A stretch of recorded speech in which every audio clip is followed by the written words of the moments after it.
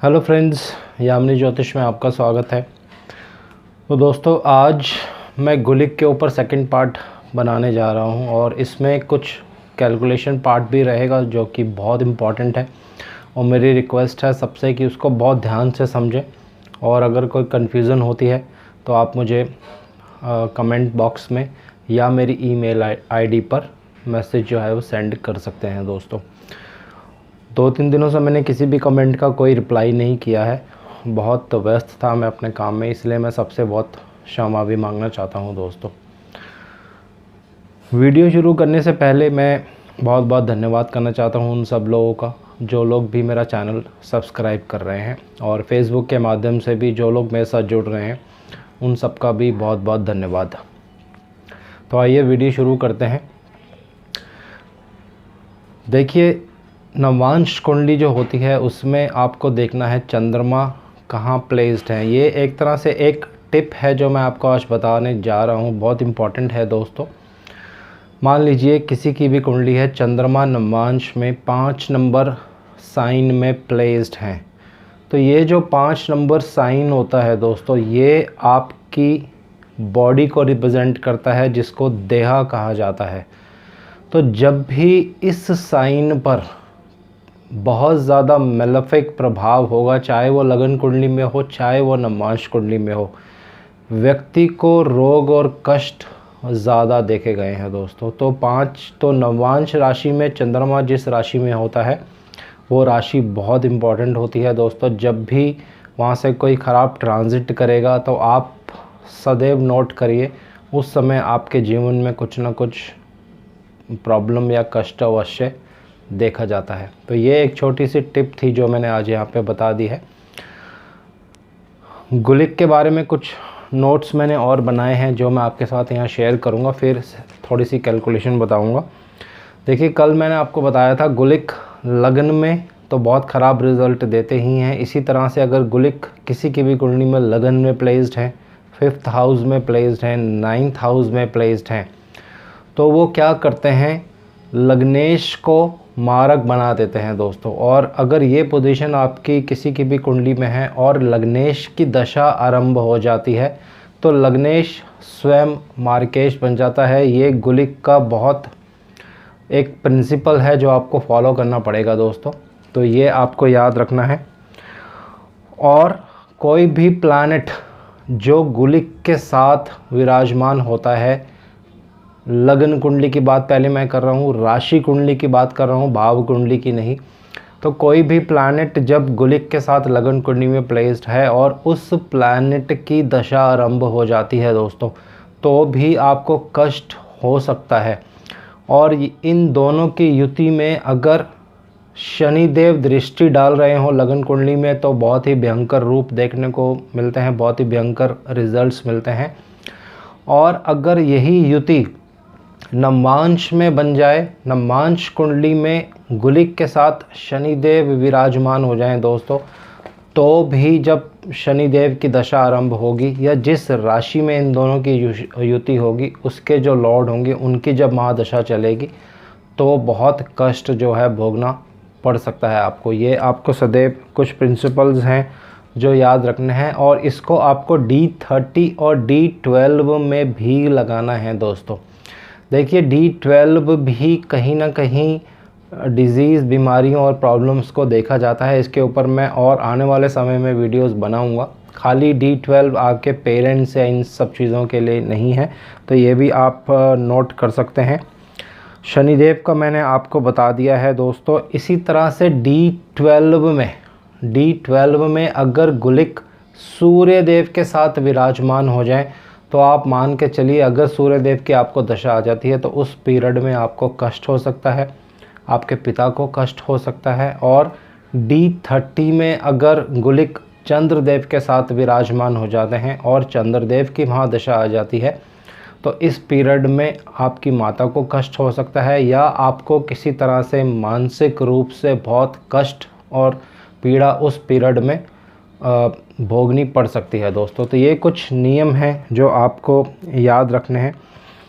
अब एक और बहुत इम्पॉर्टेंट नियम मैं यहाँ बताने जा रहा हूँ। दोस्तों, नवांश कुंडली में आपको देखना है गुलिक कहाँ प्लेस्ड है और नवांश कुंडली में जिस राशि में गुलिक प्लेस होते हैं उसके जो लॉर्ड होंगे उसके ऊपर से जब शनिदेव का ट्रांजिट होगा उस लॉर्ड के ऊपर से, चाहे वो राशि कुंडली में हो या कहीं भी वो प्लेस्ड हो, D9 में भी कहीं भी प्लेस्ड हो, जब शनिदेव का ट्रांजिट उनके ऊपर से होगा तो उस पीरियड में आपको कष्ट जो है भोगना पड़ेगा ही पड़ेगा दोस्तों।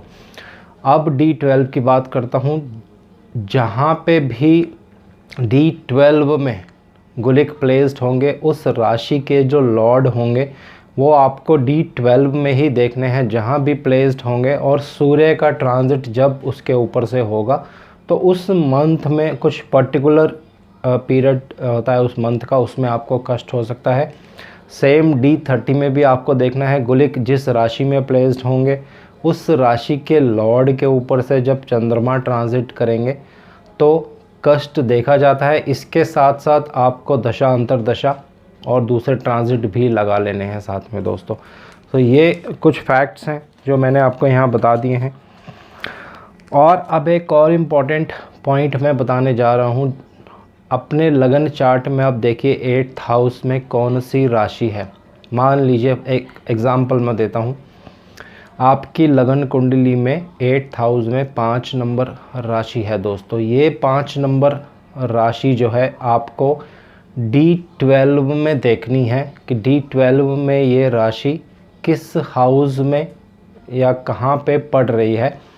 तो जब भी उस हाउस में अगर गुलिक ट्रांजिट में आ जाएं या परमानेंटली वहाँ पे प्लेस्ड हों D12 चार्ट में, तो उस पर्टिकुलर बॉडी पार्ट में आपको बहुत कष्ट हो सकता है दोस्तों। तो ये कुछ टेक्निक्स हैं जो आपको फॉलो करनी पड़ेंगी। और अब मैं आपको एग्ज़ाम्पल बताने जा रहा हूँ दोस्तों कि 3 चीज़ों को मिलाकर एक राशि निकाली जाती है और उसका क्या रिज़ल्ट होता है, उस राशि का क्या महत्व होता है। इसको मैं आपको एग्ज़ाम्पल के रूप से बताऊंगा और इसको आप समझने की प्लीज़ कोशिश करिए। ये बहुत इम्पॉर्टेंट है, ये एक कैलकुलेटिव पार्ट है और बोर्ड के माध्यम से मैं आपको लिख के बताता हूँ। देखिए 3 चीज़ों को मैं यहाँ जोड़ने जा रहा हूँ। लग्न, जो आपका लग्न है, लगन की डिग्रीज, मून की डिग्रीज, मून आपका चंद्रदेव, और गुलिक।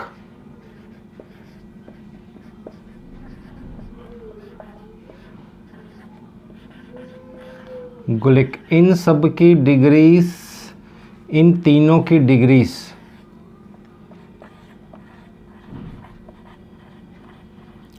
कह लीजिए, अंश कह लीजिए, इन तीनों के अंश को आपको जोड़ना है दोस्तों। और जोड़ने के बाद जो राशि आएगी, एक राशि आएगी आपके पास, वो राशि उसके जो नक्षत्र आएंगे उसके स्वामी, और उस नक्षत्र में जब कोई ख़राब प्लैनेट ट्रांजिट करेगा वो, और नवांश में भी वो राशि कहीं ना कहीं किसी राशि को किसी राशि में प्लेस्ड होगी, तो उसका नवांश जो आएगा उस राशि का, वो राशि और नक्षत्र, ये तीनों चीज़ें जो हैं, जब यहाँ से कोई ख़राब प्लैनेट का ट्रांजिट होगा दोस्तों, तो वो जो पीरियड होगा आपकी लाइफ में बहुत फैटल हो सकता है।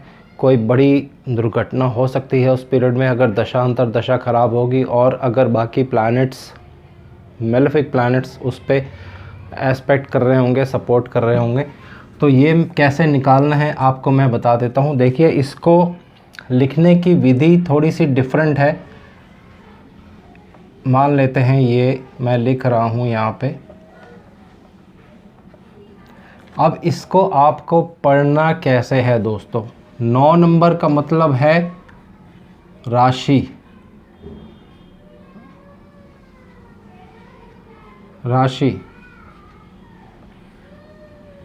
और 7 नंबर का मतलब है डिग्रीज, जिसको आप अंश कह सकते हैं, और ये हो गए आपके मिनट्स, जिसको आप अंश के बाद कला कह सकते हैं। तो ये 3 चीज़ें आपको इस तरह लेनी है दोस्तों। 9 राशि 7 डिग्री 44 मिनट का मतलब होता है ये मकर राशि है। तो जो बेसिक सॉफ्टवेयर्स होते हैं उसमें ऐसा नहीं दिखाया जाता है, लेकिन ये एक्चुअल विधि है दोस्तों लिखने की, इसी तरह से इसको लिखा जाता है। कोई भी जो आप अच्छा सॉफ्टवेयर होगा उसमें जब आप पढ़ेंगे तो इस तरह से लिखा जाता है। तो ये मान लेते हैं किसी की लग्न की डिग्रीज हैं और आप चंद्रमा की ले लेते हैं 36, ये चंद्रमा की डिग्रीज हो गई। 9 नंबर का मतलब है चंद्रमा मकर राशि में होंगे, धनु राशि पार हो चुकी है और मकर राशि के इतने अंश पे वो चल रहे हैं। और गुलिक की डिग्रीज मान लेते हैं, यहाँ पे गुलिक हैं 05 और 07। तो इन तीनों को हमें ऐड करना है दोस्तों। मैं यहाँ प्लस साइन बना रहा हूँ, इन तीनों को आपको ऐड करना है और इसकी विधि आप थोड़ा आराम से समझ लीजिए। देखिए पहले इस पार्ट को ऐड करते हैं। 10 17 7 1 5 3 8, ये 87 आ जाता है दोस्तों।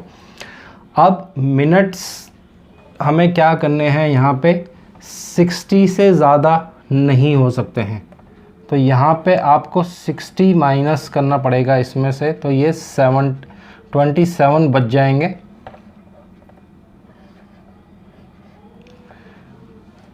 तो जब 60 से आप माइनस करेंगे तो इसको एक नंबर पॉइंट दिया जाता है, इस तरह से आप इसको समझ सकते हैं। तो एक जो पॉइंट है उसको यहाँ पे आपको ऐड करना पड़ेगा, तो यहाँ मैं 1 लिख देता हूँ। अब इनको ऐड करते हैं। 7 6 13 और 5 18 और 1 19 9 और 3 39 आ गया। तो जो डिग्रीज़ हैं, एक राशि में 30 डिग्री होती हैं, आप सबको मालूम है, तो 30 से ज़्यादा नहीं हो सकता है। तो यहाँ -30 करेंगे तो ये 9 आ जाएगा दोस्तों। अब यहाँ पे क्योंकि एक राशि 30 डिग्री की होती है तो एक राशि बढ़ गई है, तो ये जो एक राशि है ये हम यहाँ पे ऐड कर देंगे। यहाँ मैं 1 लिख देता हूँ, तो इसको हम जोड़ेंगे 9 10 19 19 27, तो ये 27 आ गया। अब 27 का मतलब है एक राशि में एक राशि जो होती है 12 राशि होती हैं, 12 राशियों से ज़्यादा नहीं हो सकती हैं। तो हमें क्या करना पड़ेगा, इसको -12 करते हैं पहले,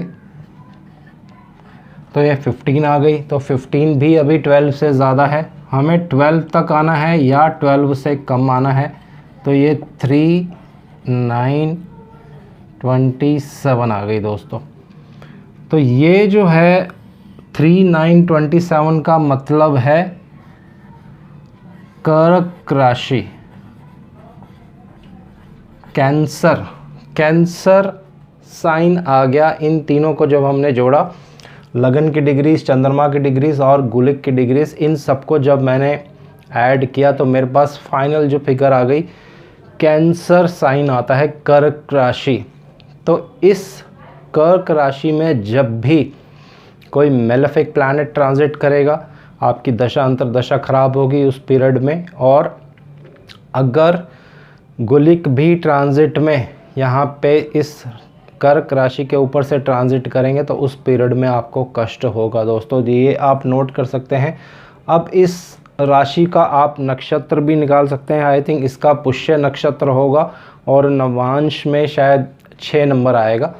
तो 6 नंबर और पुष्य नक्षत्र, ये दोनों भी बहुत इंपॉर्टेंट हैं। जब भी पुष्य नक्षत्र में किसी मेलेफिक प्लैनेट का ट्रांजिट होगा, मान लीजिए राहु पुष्य नक्षत्र में ट्रांजिट में आ जाते हैं, तो उस पीरियड में भी आपको कष्ट होगा। या शनिदेव उस पुष्य नक्षत्र में ट्रांजिट करेंगे, हालांकि शनिदेव का अपना ही नक्षत्र होता है। केतु ट्रांजिट करें, मंगल ट्रांजिट करें, सूर्य ट्रांजिट करें, तो उस पीरियड में आपको कष्ट हो सकता है। और 6 नंबर राशि, क्योंकि वो नवांश में आ रही है, तो 6 नंबर राशि पे भी आपको फोकस करना पड़ेगा। यहाँ पे भी जब मेलेफिक्स ट्रांजिट करेंगे तो उस पीरियड में आपको कष्ट हो सकता है। उसमें कंडीशन यही है दोस्तों, दशा अंतरदशा खराब होनी चाहिए। जब तक दशा अंतरदशा खराब नहीं होती है तब तक किसी भी बैड इवेंट की हैपनिंग नहीं होती है दोस्तों। आपकी महादशा बिल्कुल अच्छी चल रही है, लेकिन अंतरदशा जो ख़राब है, तो अंतरदशा ख़राब रिज़ल्ट देगी, और साथ में ट्रांजिट और साथ में ये जो कुछ टेक्निक्स हैं ये सारी कंसोलिडेट करके आप एक प्रेडिक्शन कर सकते हैं। इसी तरह से आपको दो चीज़ें और निकाल लेनी है जो कि बहुत इम्पॉर्टेंट होती हैं, वो हैं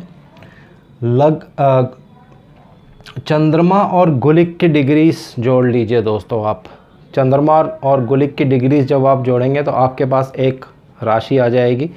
वो राशि बहुत इम्पॉर्टेंट होती है। जब भी चंद्रमा वहाँ से गोचर करेंगे ट्रांजिट में, तो वो दिन आपके लिए थोड़ा महत्वपूर्ण रहेगा। उस पीरियड में आपको थोड़ी सावधानी बरतनी है। तो ये कुछ टेक्निक्स हैं, बहुत सिंपल टेक्निक्स हैं, लेकिन इनका जो मीनिंग होता है दोस्तों वो बहुत गहरा होता है। इसी तरह से आपको गुलिक और सूर्य देव की राशियां जोड़कर, उनके जो डिग्रीज़ होती हैं उनको जोड़कर एक राशि निकाल लीजिए। तो वो जो राशि होती है दोस्तों उसको मृत्यु राशि कहा जाता है, और उसमें कुछ और चीज़ें ऐड करनी पड़ती हैं। तो जब भी कोई मेजर ट्रांजिट होता है बड़े प्लैनेट्स का और दशा आपकी बहुत ख़राब होती है, और D30 में वो राशि आपको देखनी है कहाँ पड़ रही है, तो बहुत चीज़ें इसमें कंसोलिडेट होती हैं। तो ये आप निकाल लीजिए, सूर्य और गुलिक की जो डिग्रीज हैं वो दोनों जोड़ लीजिए, एक मृत्यु राशि आ जाती है।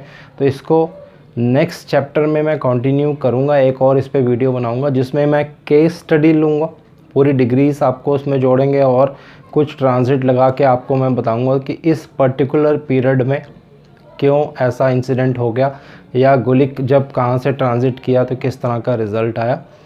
तो ये सिंपल एक कैलकुलेशन है, इसको मैं दोबारा से रिपीट कर रहा हूँ, आराम से बता रहा हूँ, क्योंकि ये बहुत ज़रूरी है दोस्तों। अगर इसमें आपने गलती कर दी तो जो आपकी कैलकुलेशन है वो पूरी गलत हो जाएगी। देखिए यहाँ पे इन तीनों को जब आप जोड़ेंगे तो ये 60 से ज़्यादा नहीं होना चाहिए। अगर ये 60 से ज़्यादा है तो आप उसमें से 60 माइनस कर दीजिए, और 60 माइनस करने का मतलब है एक पॉइंट जो है आपको यहाँ और इस वाले सेक्शन में ऐड करना पड़ेगा। तो जब आप इन तीनों को ऐड करेंगे तो ये 30 से ज़्यादा नहीं होना चाहिए। अगर ये 30 से ज़्यादा है तो आप उसमें से 30 माइनस कर दीजिए, और इसका जो एक पॉइंट होगा आपको यहाँ ऐड करना पड़ेगा। तो इन तीनों को जब आप ऐड करेंगे तो ये 12 से ज़्यादा नहीं होना चाहिए। अगर 12 से ज़्यादा है तो आप 12 उसमें माइनस करते जाइए जब तक कि वो फिगर बिल्कुल 12 पे नहीं आ जाए या 12 से कम नहीं आ जाए। तो इस तरह से ये कैलकुलेशन होती है। तो तीनों को आप कैलकुलेट कर सकते हैं दोस्तों। तो आज के लिए इतना ही, और शनिदेव से मैं आग्रह करता हूँ सबके घर में सुख और शांति बनाए रखें। जय शनिदेव।